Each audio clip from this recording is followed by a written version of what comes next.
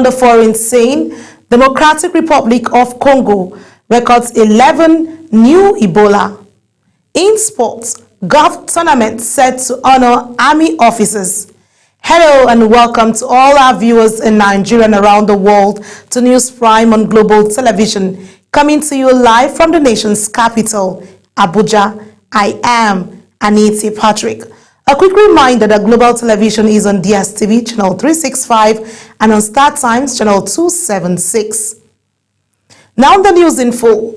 The All Progressives Congress stakeholders from Kano State rose from a one-day crucial meeting with a resolve to support President Bola Ahmed Tinubu's second-term bid. The stakeholders who held the meeting in Abuja said the meeting is to assess the state of the party and to strategize on positioning themselves for victory in the 2027 general election. Global Television political correspondent Ubong Usoro reports. The APC stakeholders meeting had in attendance the who is who of APC in Kano State. Former governor of Kano State, former national chairman of the APC, Dr. Abdullahi Umar Ganduje, led the deliberations along the Deputy Senate President, Senator Barau Jibrin, and Kano State chairman of the party, Abdullahi Abbas. Also present were serving and former members of the National Assembly, commissioners, local government chairmen, and other influential leaders of the party from Kano State. In his remarks, Dr. Abdullahi Ganduje commended the unity within the party in Kano and reassured President Bola Ahmed Tinubu of the state's unwavering support for his administration. He praised the president's achievements so far, particularly in infrastructure, agriculture, and economic reforms, noting that Kano people have continued to feel the impact of his leadership. Critical stakeholders of APC of Kano State, we are here and we examine the progress, the successes that we have achieved in our great party in Kano State. We are also here in order to assure Mr. President Asiwaju Bola Ahmed Tinubu, the President of the Federal Republic of Nigeria, that our party in Kano State, we are solidly behind him. The Deputy Senate President, Senator Barau Jibrin, described the meeting as timely, stressing that the APC in Kano remains strong and committed despite the outcomes of the last elections. He expressed optimism that with the renewed strategy and stakeholders' engagement, the party will reclaim its dominance in the state. The President and Commander-in-Chief of the Armed Forces of the Federal Republic of Nigeria, Senator Bola Ahmed Tinubu, Asiwaju Bola Ahmed Tinubu, has done very well for our state and indeed the entire nation. We counted several projects that are being implemented. Others are ongoing in our state and indeed the entire northern part of this country. The Kano State chairman of the APC, Abdullahi Abbas, in his remark, emphasized the importance of unity and active engagement of all party members at the grassroots level. He outlined plans to intensify membership drives, strengthen local structures, and ensure that every ward in the state is fully mobilized ahead of the 2027 elections. Key points highlighted are two: strengthening party internal unity and discipline, and enhancing grassroots mobilization. Resolution reached at the meeting included strengthening grassroots mobilization, reconciling aggrieved members, and intensifying membership drives across all 44 local government areas of Kano State. The stakeholders unanimously resolved to stand firmly behind President Bola Ahmed Tinubu and ensure overwhelming support for his administration. The meeting ended with a vote of thanks and a renewed pledge of loyalty to APC both at the state and national levels. Ubong Usoro for Global Television. Vice President Kashim Shettima has enumerated steps to strengthen peace, development, and human rights across the globe. Speaking at the general debate of the 80th session of the United Nations General Assembly in New York, the Vice President says to achieve peace and development, Nigeria must have a permanent seat at the United Nations Security Council. Our correspondent, Mukhtar Qasim, reports. Speaking at the general debate of the 80th session of the United Nations General Assembly in New York, Vice President Shettima stated that there is need for urgent action to promote sovereign debt relief and access to trade and financing. He added that countries that host minerals must benefit from those minerals. Nigeria must have a permanent seat at the UN Security Council. This should take place. This should take place as part of a wider process of institutional reform. 2, we need urgent action to promote sovereign debt relief and access to trade and financing. 3, countries that host minerals must benefit from those minerals. And 4th, the digital divide must close. The Vice President also linked the call for the reforms to broader economic and social concerns, urging urgent action on sovereign debt relief, fair access to trade and finance, and leveraging Africa's strategic resources to drive sustainable development. A bold step to reform the wider United Nations system for greater relevance, efficiency, and effectiveness in the face of unprecedented financial strain. We support the drive to rationalize structures and end the duplication of responsibilities and programs so that this institution may speak with one voice and act with greater coherence. With Nigeria's renewed push for a permanent seat at the United Nations Security Council, Vice President Shettima says the time has come for Africa's voice to be fully heard in shaping global peace, security, and development. Mukhtar Qasim, reporting for Global Television News. The federal government has announced Nigeria at 65, all hands on deck for a greater nation, as the theme for the 2025 Independence Day celebrations. Officials say the theme reflects Nigeria's resilience since 1960, while urging unity, patriotism, and collaboration among citizens, institutions, and stakeholders to build peace and prosperity under the renewed hope agenda. Events marking the celebration include a Jumat prayer on September 26, a church service on September 28th, and a World Press Conference on September 29th in Abuja.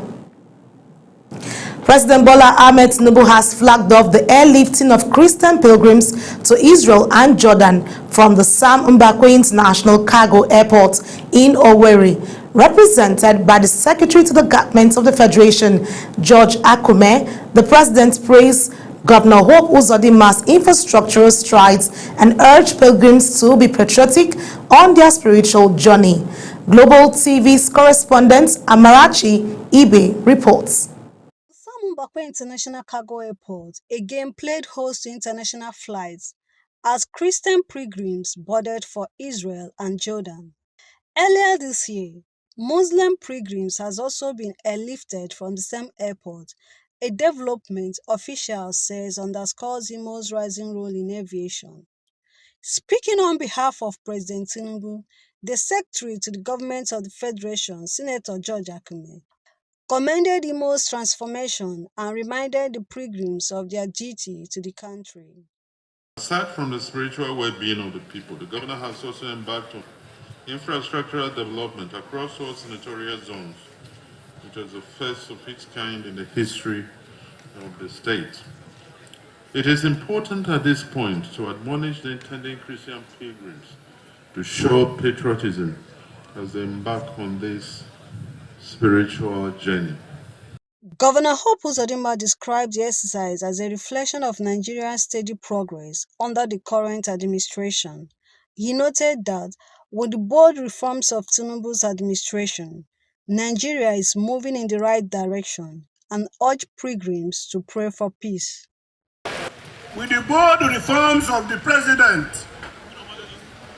we are moving in the right direction Our revenue is growing every day.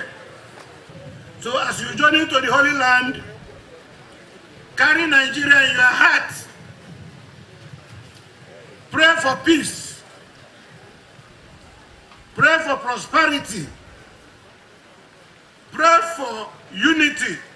Representing the Abia State Governor, Alex Oti, Chief of Staff to the State Government, Caleb Ajebu, congratulated the pilgrims and encouraged them to make Nigeria proud. Go out there and make Nigeria proud. Go out there and let them know that you are there to add value to your spiritual life, so that upon your return, people will be able to take note of the fact that glorious things are being spoken concerning you. Supervising the airlift, the Nigerian Christian Pilgrims Commission expressed appreciation to the governor for his support and reminded pilgrims that their journey is primarily spiritual. I want to thank most profusely the Executive Governor of Imo State, His Excellency Distinguished Senator Hope Uzodinma, CON, for his visionary leadership in Imo State. Our intending pilgrims should note that pilgrimage is not tourism. It is not a jamboree. Rather, it is a spiritual journey of faith, which is aimed at having an encounter with God. With the symbolic flag off now complete, officials says the journey is not just about faith, but also about patriotism, unity, and continuous renewal of Nigeria's image abroad. From Sam Mbakwe International Airport, Amarachi Ibe reporting for Global TV News.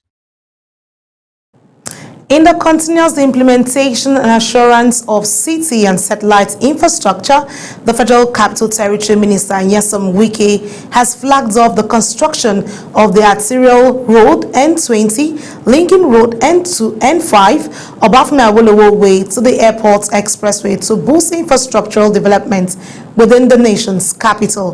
Global TV's correspondent Kabir Hassan tells us more.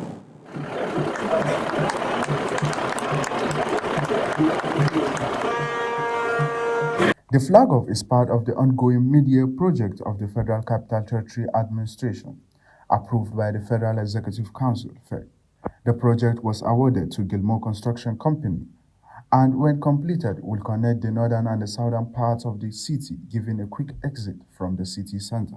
The Federal Capital Territory Minister, Nyesom Wike, says the project is part of the government commitment to develop satellite towns in the capital city.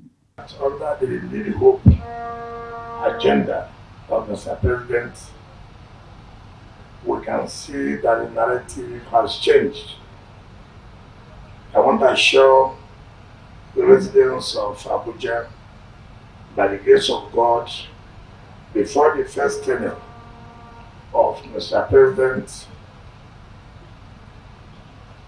ends, Abuja will compete with most of the cities in the world. Wike noted that the FCTA, in its efforts, will not leave any sector unattended, assuring that schools, healthcare, and other sectors will be worked on. The minister appealed to the youths and residents for cooperation, patience, and support to make the city center a better place. I will continue to develop other areas, not only in the city, but also in the satellite towns.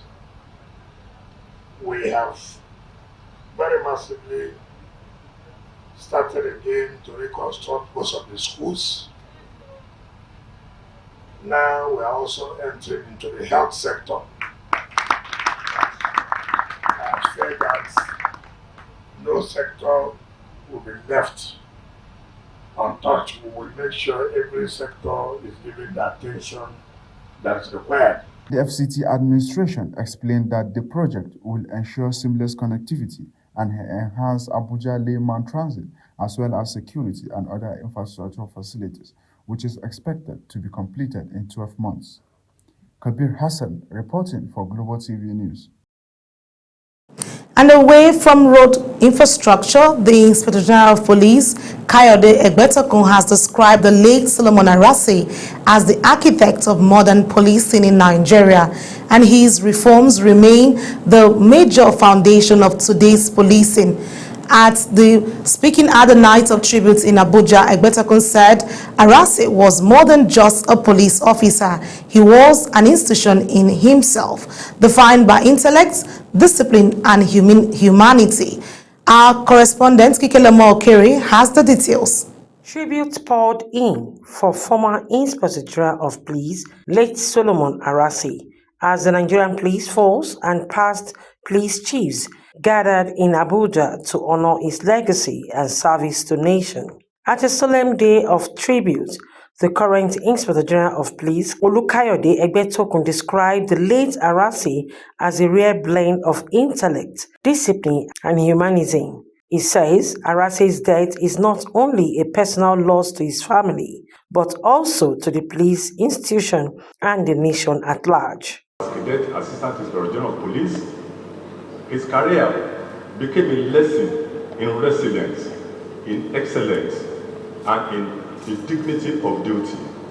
Former IGPs describe Arase as loyal, committed, and the only officers in police history to have served as principal staff officer to 3 successive Inspector General of Police. He was remembered as a trustworthy colleague and friend, saying Arase's life of service to the nation remains unmatched. We can say now of Solomon was a kind, was a generous, he was a compassionate officer. Arase lived a good life. He started this country its best. The qualities of the police officer, all packaged in one person, Solomon Arase. In the Nigerian police intelligence today would be grateful to Solomon Arase. Solomon Arase was a man born with tools of leadership, chemistry of humility, and gift of knowledge. Senator representing Edo Central Adams Oshomole described him as a patriotic reformer and scholar whose courage and intellect earned him national and international respect. Yes, when it matters, Arase will listen. And he did listen. Even when I was in a very difficult political environment, Arase was there. As a true, impartial police officer. The late former Inspector General of Police, Solomon Arase, will be remembered as a shining light in the history of policing in Nigeria and a patriot who lived for justice, fairness, and peace. Kikelemo Okere, Global Television News. We pray the gentle soul of Arase rest in peace. You're watching the live broadcast of News Prime. When News Prime returns, golf tournament set to honor army officers. Details coming shortly, plus business and foreign stories on the other side of this break. Please stay with us.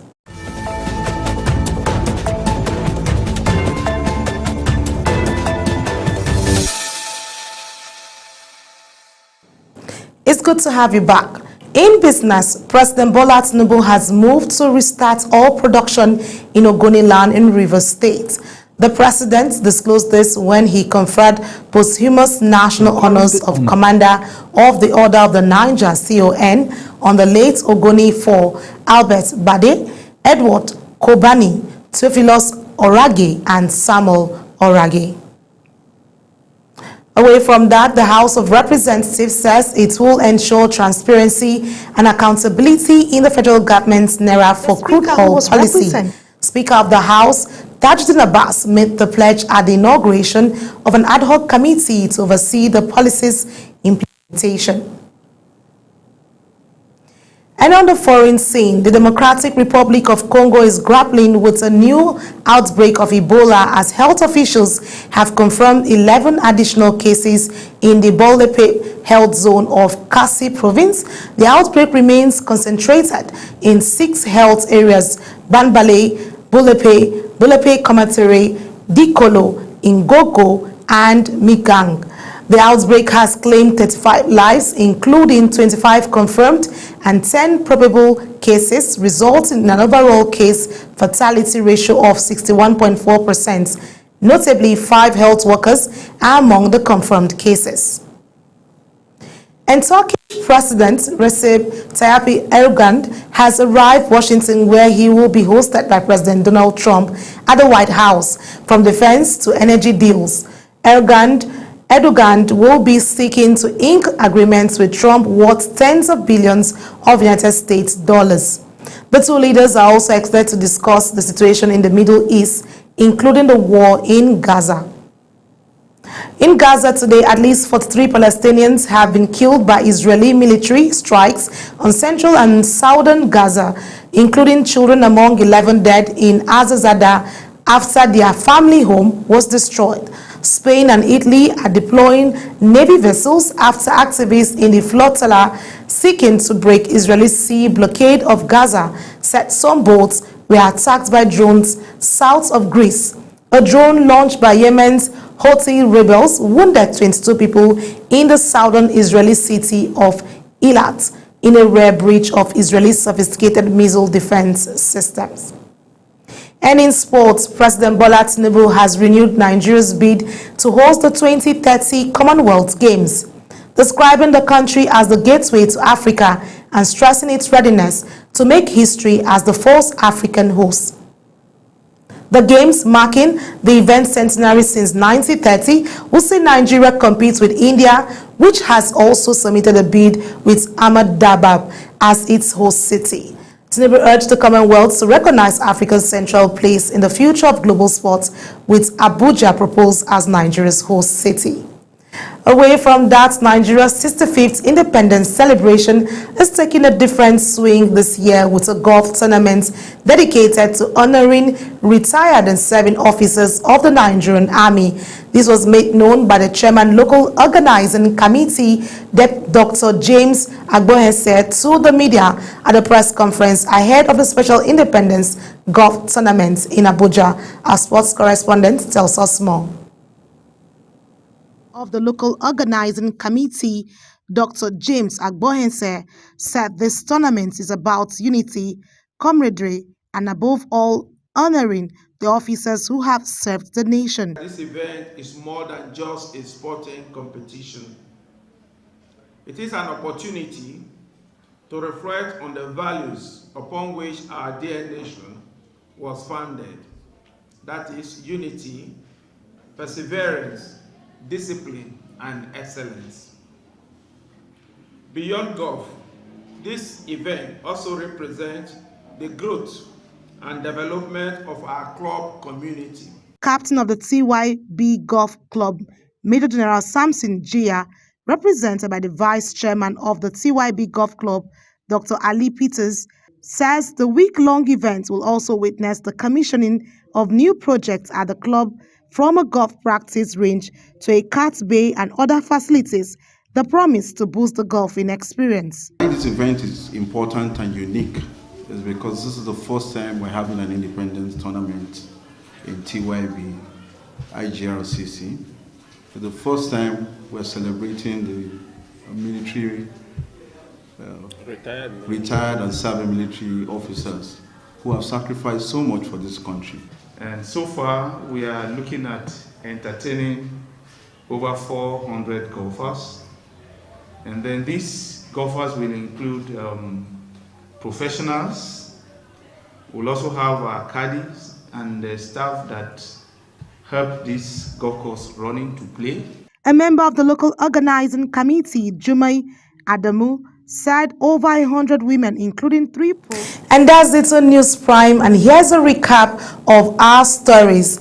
On Global TV News Prime, all Progressives Congress stakeholders from Kano State rose from a one-day crucial meeting were resolved to support President Bola Ahmed Tinubu's second-term bid. Vice President Kashim Shettima has enumerated steps to strengthen peace, development, and human rights across the globe. And in business, President Bola Tinubu has moved to restart all production in Ogoniland in Rivers State. And on the foreign scene, we told you the Democratic Republic of Congo is grappling with a new outbreak of Ebola as health officials have confirmed 11 additional cases in the health zones. And in sports, Nigeria's 65th independence celebration is taking a different swing this year with a golf tournament dedicated to honoring retired and serving officers of the Nigerian Army. A quick reminder that Global TV is on DSTV channel 365 and on Star Times channel 276. Kindly follow us across all our social media platforms now showing on your screen using @Global TV NG. I am Anita Patrick. Thank you for joining us.